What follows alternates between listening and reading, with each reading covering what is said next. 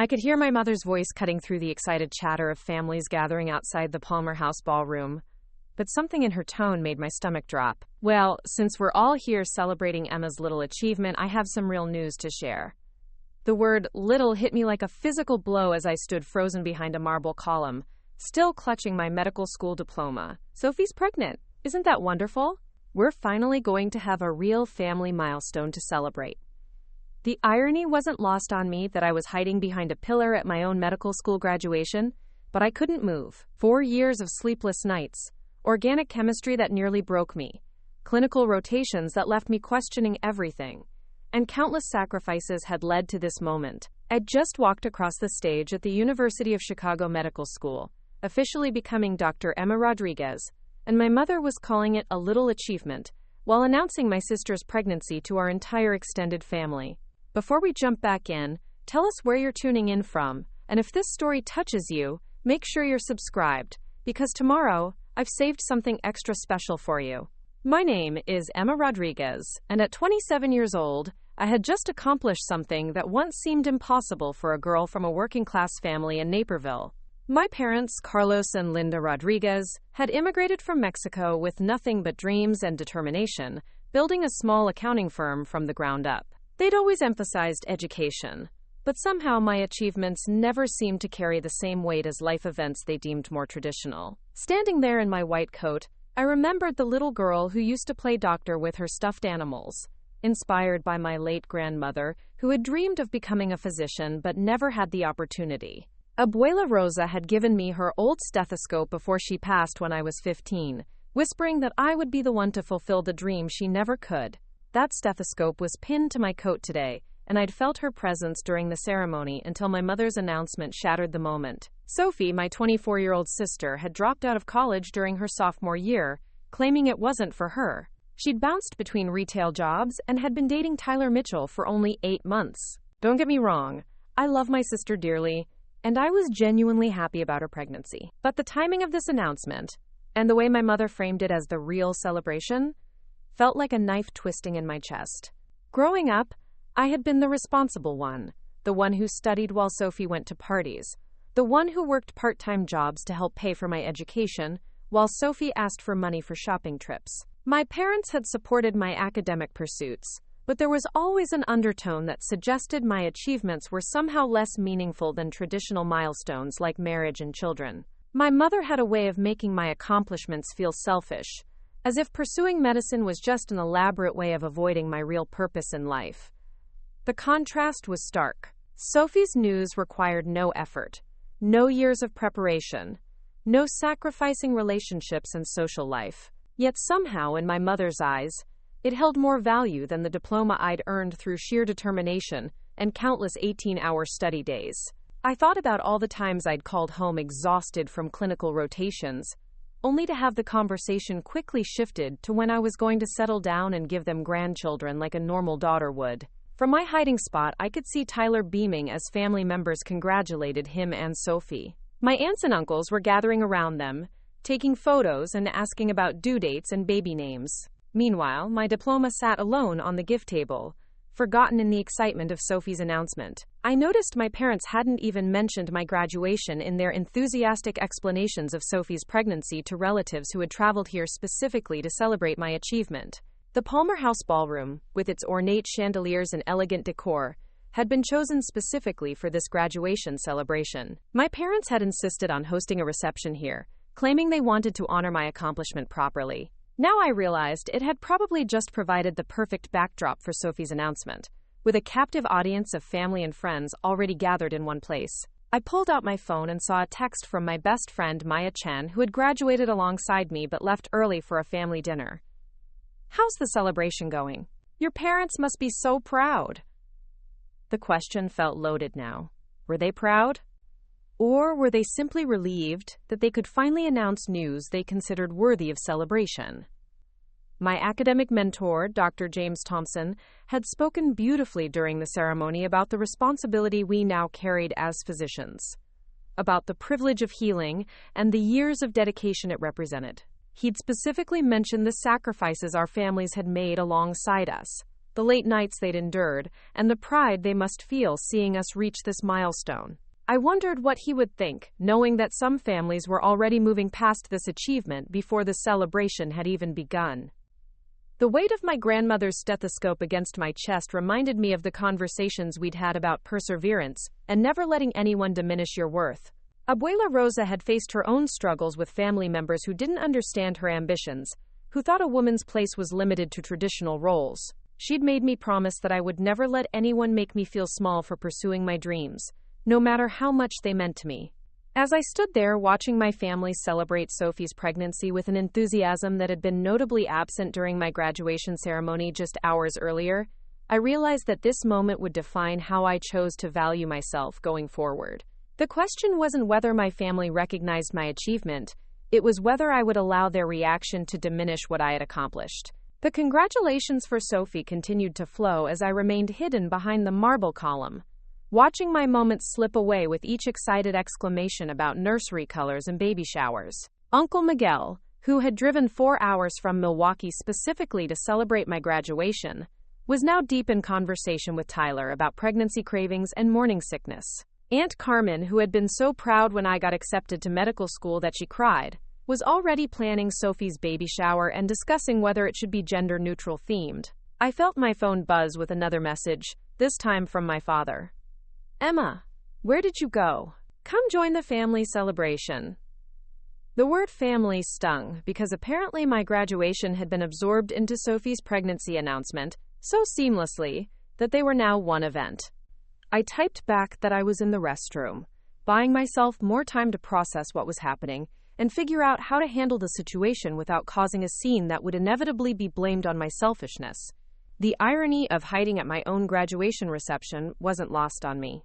Here I was, a newly minted doctor who had just sworn the Hippocratic Oath to first do no harm, and I was contemplating whether confronting my family about their insensitivity would cause more damage than staying silent. This was supposed to be one of the proudest days of my life, the culmination of dreams that had sustained me through organic chemistry disasters, anatomy practical exams, and clinical rotations that pushed me to my absolute limits. I remembered calling my parents after my first successful surgery observation during my 3rd year, practically vibrating with excitement as I described how Dr. Thompson had let me assist with a pediatric appendectomy. My mother had listened politely before asking if I'd met any nice male doctors who might be potential husband material. When I'd tried to steer the conversation back to the surgery, she'd sighed and said she hoped all this medical training wouldn't make me too intimidating for men to approach. That pattern had repeated itself countless times throughout medical school. Every achievement was met with lukewarm acknowledgement, followed by questions about my personal life and when I planned to settle down. When I'd won the Academic Excellence Award in Pediatrics, my mother's first comment was that working with children would be good practice for when I had my own. When I'd been selected for the competitive pediatric rotation at Chicago Children's Hospital, she'd worried that the long hours would prevent me from dating. Sophie, meanwhile, had received unwavering support for her decision to leave college and explore different career paths. When she'd quit her job at the boutique to work at a coffee shop because she wanted to learn about coffee culture, my parents had praised her for following her passions. When she'd moved in with Tyler after dating him for only 3 months, they'd called it romantic and spontaneous. Every choice Sophie made was celebrated as authentic self-expression, while my choices were viewed as obstacles to fulfilling my true purpose as a wife and mother. The contrast became even more apparent as I watched the family dynamics unfold around Sophie's pregnancy announcement. My cousins were already discussing babysitting schedules and planning shopping trips for baby clothes.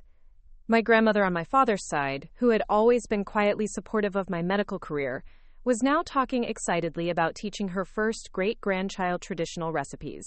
The energy in the room had completely shifted, and my graduation felt like a footnote to the main event. I thought about Dr. Patricia Williams, the dean of our medical school, who had spoken during the ceremony about the importance of advocating for ourselves and our patients. She'd talked about how medicine was still a field where women, particularly women of color, had to work twice as hard to receive the same recognition as their male counterparts.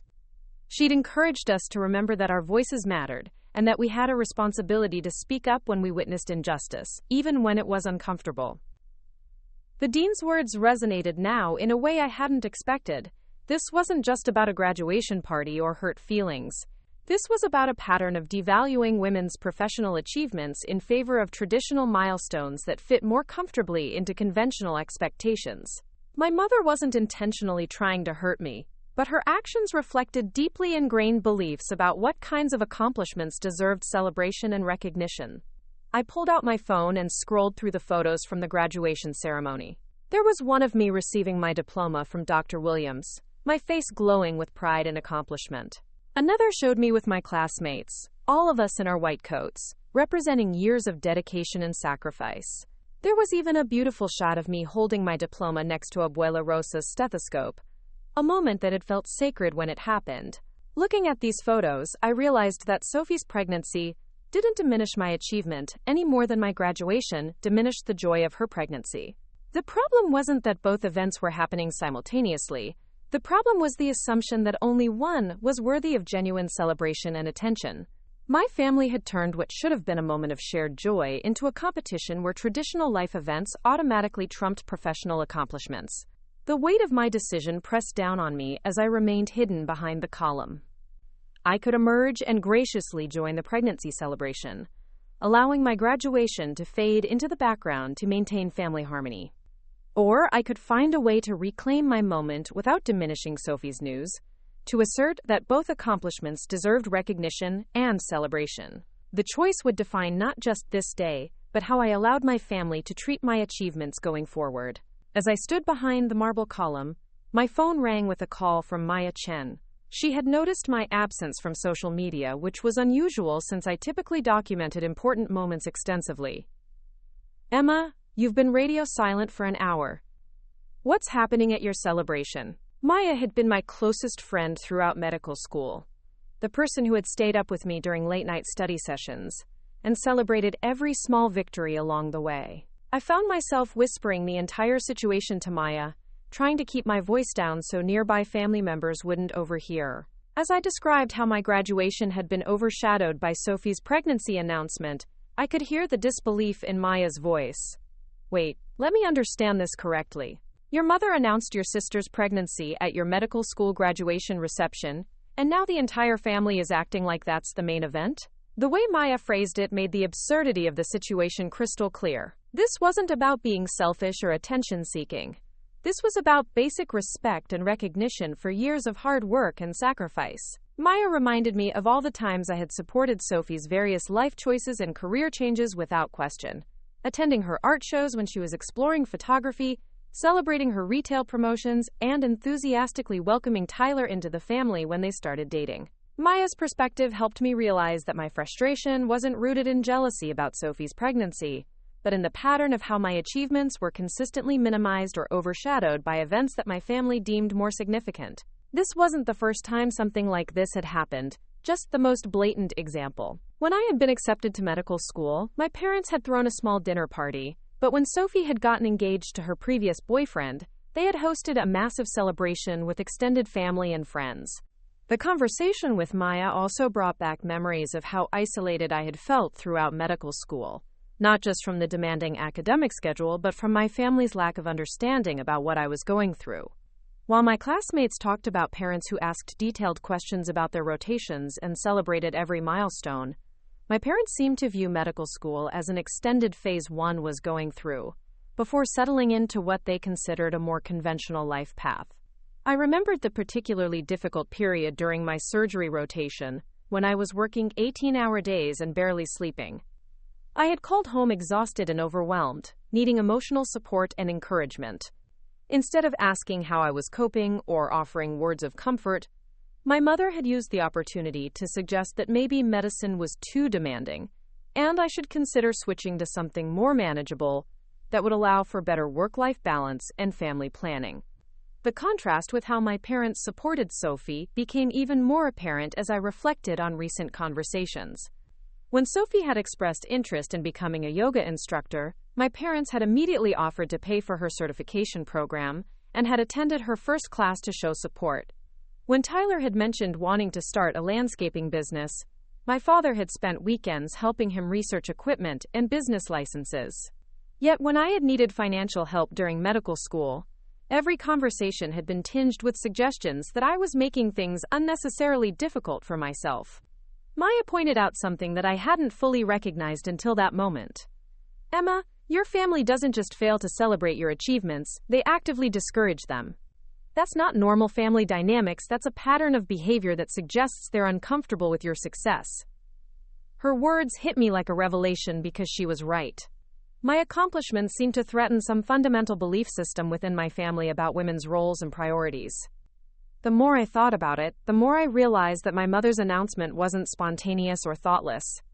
Sophie could have shared her pregnancy news at any time over the past few weeks, but my mother had specifically chosen to announce it at my graduation reception. The timing felt deliberate, as if my achievement needed to be immediately balanced with news that my family found more meaningful and appropriate. Standing there in the Palmer House ballroom, I could see Sophie across the room, glowing with happiness as family members continued to congratulate her. She caught my eye and waved, clearly wanting me to join the celebration. The look on her face was pure joy, and I realized that she had no idea how the timing and presentation of her announcement had affected me. This wasn't Sophie's fault. She was simply excited to share wonderful news with family members who were already gathered together. The complexity of the situation became clearer as I watched the family dynamics play out.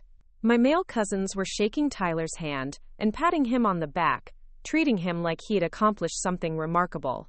Meanwhile, my medical degree, which had required 4 years of intensive study and would enable me to save lives and contribute meaningfully to society, was gathering dust on the gift table while everyone focused on Sophie's reproductive milestone. Maya stayed on the phone with me as I processed these realizations, offering the kind of unwavering support that I wished I felt from my own family. She reminded me that I had every right to feel proud of my accomplishment and to expect my family to celebrate it appropriately. Emma, you just became a doctor. You're about to start your pediatric residency at one of the most prestigious children's hospitals in the country. Preparing and narrating this story took us a lot of time, so if you are enjoying it, subscribe to our channel. It means a lot to us. Now back to the story. That deserves recognition and celebration, and you don't need to apologize for wanting your family to acknowledge that. The conversation with Maya crystallized what I needed to do next. I couldn't continue hiding behind a marble column at my own graduation reception, allowing my achievement to be completely overshadowed by family members who didn't understand or value what I had accomplished. After ending the call with Maya, I took a deep breath and decided to rejoin my family, but something inside me had shifted during that conversation. I wasn't going to hide anymore, but I also wasn't going to create a scene that would overshadow Sophie's happiness. As I walked back toward the group, I noticed that several of my medical school classmates and their families were still at the reception, mingling and taking photos with their diplomas. Dr. James Thompson, my academic mentor, approached me with a warm smile. Emma, I've been looking for you. I wanted to personally congratulate you again on your outstanding performance in pediatrics. Your patient care evaluation scores were among the highest in your class. His genuine pride in my accomplishment felt like a stark contrast to my family's lukewarm response to my graduation. Dr. Thompson had been instrumental in helping me secure my residency position at Chicago Children's Hospital, writing recommendation letters that highlighted my dedication and natural ability with young patients. As Dr. Thompson and I talked about my upcoming residency, I noticed my parents glancing over occasionally, but they remained focused on discussing baby names and pregnancy timelines with Sophie and Tyler. The disconnect was jarring. Here was a respected physician praising my academic achievements and future potential, while my own family treated my medical degree as secondary to pregnancy news that could have been shared at any family gathering. Dr. Thompson noticed my distraction and followed my gaze toward my family. Is everything all right, Emma?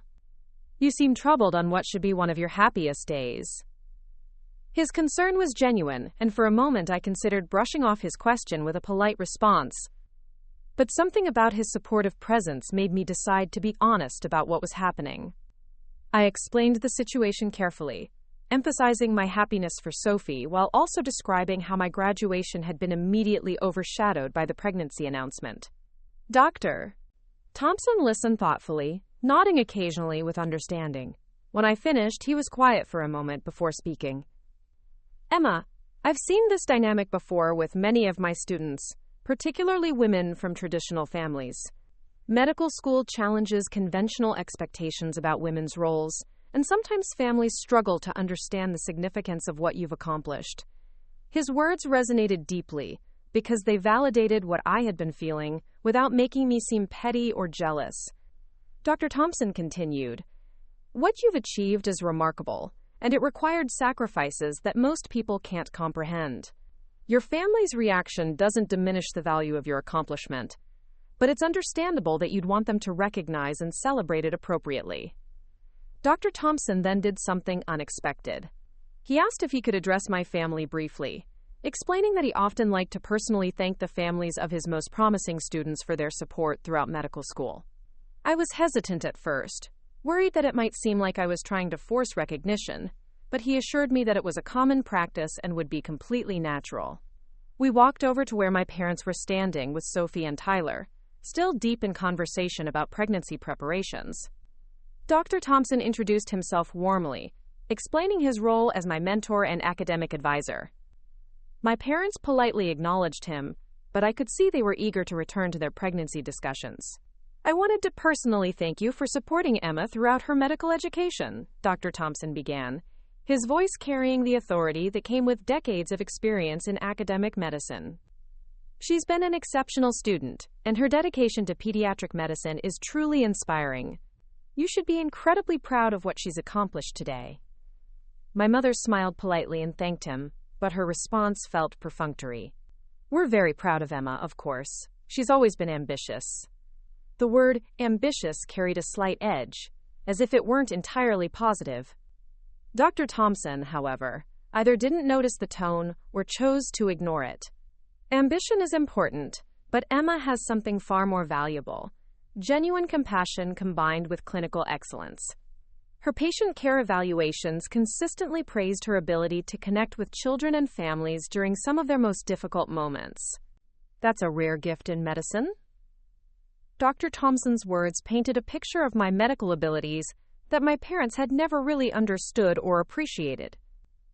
He continued, "Emma's residency at Chicago Children's Hospital is extremely competitive.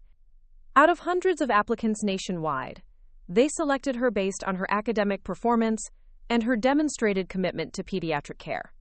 She'll be working with some of the most challenging cases in child medicine, potentially saving lives and making breakthrough discoveries in pediatric treatment." I watched my parents' faces as Dr. Thompson spoke, seeing them process information about my medical career that they had never fully grasped. My father looked genuinely surprised by the competitiveness of my residency placement, while my mother seemed to be reconsidering the significance of what I had accomplished. Even Tyler and Sophie had stopped their pregnancy conversation to listen.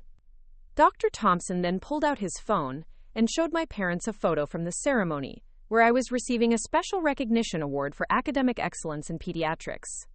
This award is given to only one student per graduating class. Emma was chosen by the entire pediatric faculty based on her outstanding performance across all areas of study and clinical practice. The revelation that I had received a special award seemed to catch my parents off guard. In all the excitement about Sophie's pregnancy announcement, they had apparently missed this significant moment during the ceremony. My mother looked embarrassed as she realized she hadn't been paying attention when my name was called for the award, and my father asked to see the recognition certificate.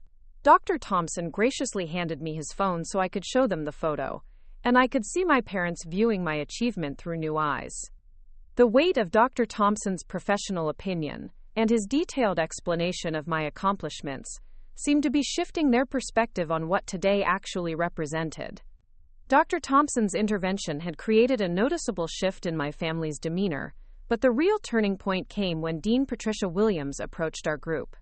She had been making rounds throughout the reception, personally congratulating graduates and their families, but her presence at our gathering felt particularly significant given the timing. "Dr. Rodriguez," she addressed me formally, using my new title with emphasis. "I hope you don't mind the interruption, but I wanted to speak with your family about something quite extraordinary." Dean Williams had a commanding presence that immediately drew everyone's attention, including Sophie and Tyler, who had been absorbed in pregnancy planning conversations with other relatives. She turned to my parents with a warm but authoritative smile. I don't typically single out individual graduates during family receptions, but Emma's case is exceptional. Not only did she graduate summa cum laude, but she's also been selected for our most prestigious honor, the Excellence in Medicine Award, which recognizes the top graduate who demonstrates outstanding clinical skills, academic achievement, and dedication to patient care. My heart stopped as I realized I had been so focused on the family drama that I had completely missed hearing my name called for this recognition during the ceremony. The award Dean Williams was describing was the highest honor our medical school could bestow on a graduating student, something I had hoped for but never dared to expect. Furthermore, Dean Williams continued, addressing my visibly stunned parents, Emma has been personally recommended by our pediatric department for early consideration in the chief residency program at Chicago Children's Hospital. This typically happens after the first year of residency, but her professors believe she has the exceptional leadership qualities and clinical judgment to be considered immediately. The silence that followed was profound. Even Sophie had stopped talking about baby names and was staring at me with wide eyes. Tyler looked confused about what all of this meant, but clearly understood that something significant was being discussed. My parents appeared to be processing information that completely reframed their understanding of my medical school experience. Dean Williams wasn't finished. I also wanted to personally invite your family to attend our annual Excellence in Medicine lecture next month, where Emma will be presenting her research on innovative pediatric treatment protocols. Her work has potential applications that could improve care for children nationwide. She handed my mother an elegant invitation embossed with the medical school's seal.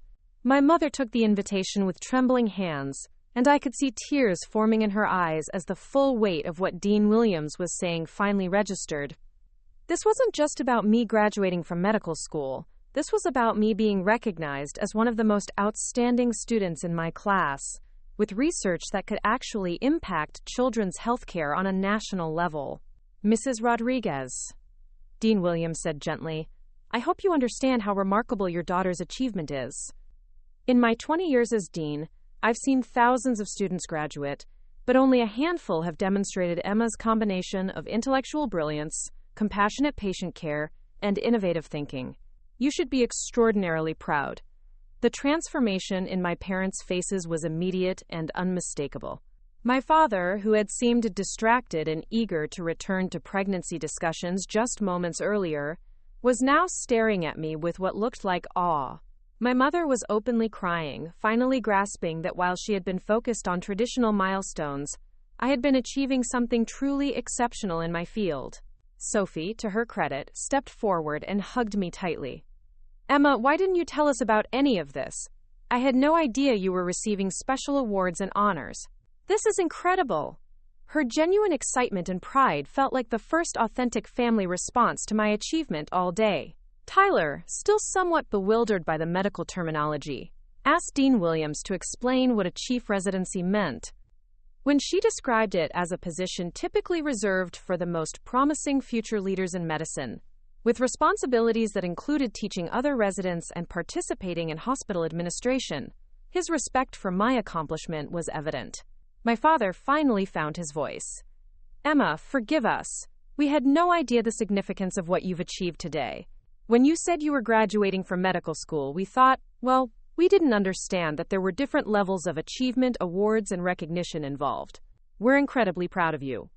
Dean Williams smiled warmly before excusing herself to congratulate other families, but not before telling my parents that they had raised an exceptional daughter who would undoubtedly make significant contributions to pediatric medicine.